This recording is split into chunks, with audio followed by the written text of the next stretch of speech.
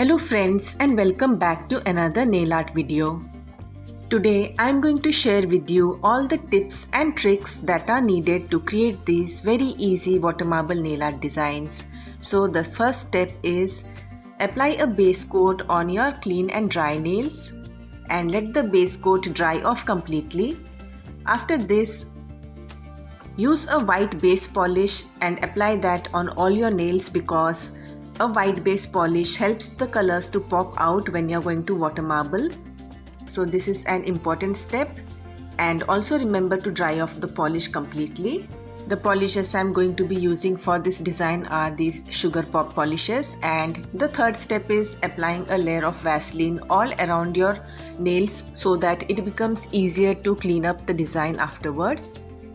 The fourth step is take room temperature tap water and use fresh polishes because the old polishes will not spread properly, and drop the polishes one after the other from a near distance. Don't drop it from too above because then the polish will just sink down into the container.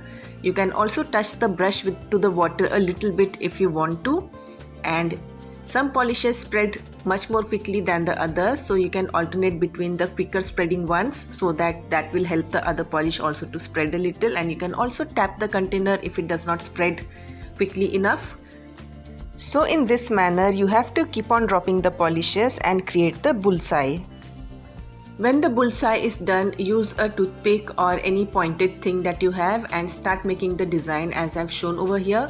Remember to clean up the tip of the toothpick once in a while using a piece of paper or cloth, and you can also add a little bit of nail polish remover to it for easier cleanup.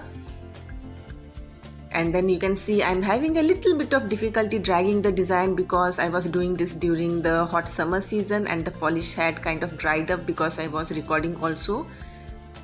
So this is the way you have to create the pattern, and remember when you're bringing the pattern towards the center, if there are any thick gloopy polish bits, then just dip the toothpick in between and pull it out. Then dip your fingers once the pattern is done and remove the excess polish all around using an earbud or any other stick, and then take out your fingers gently, and you can see you have got this beautiful pattern on your finger.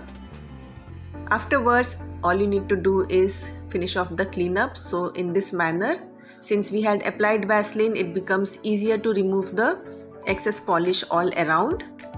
So after removing the excess polish roughly using the same toothpick, what I did was I took an earbud and I dipped it in nail polish remover. You can also use acetone, and then I cleaned up the skin all around. And for closer cleaning, you can always use a nail polish remover and a cleanup brush or acetone, and you can go in for further cleanup. Afterwards, remember if there are any bubble formation on the design, just remember to break it apart using a dotting tool or anything. And I also created some more designs because there was a big space over here, and I added a little bit of pink color on the side also.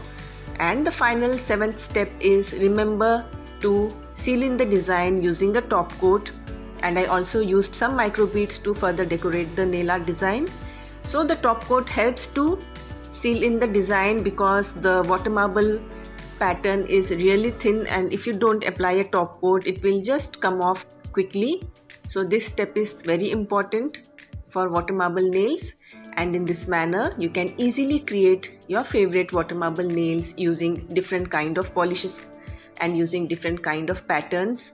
And these are a fun way to apply nail polish on your nails. I hope you found these tips useful, and I hope the next time you watermarble you won't face any of these problems because I've covered it all.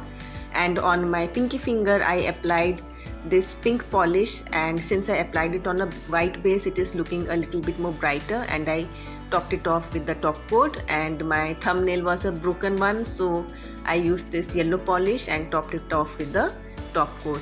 So this brings us to the end of this tutorial. I hope you found this video useful and you enjoyed watching this video, and thanks for watching.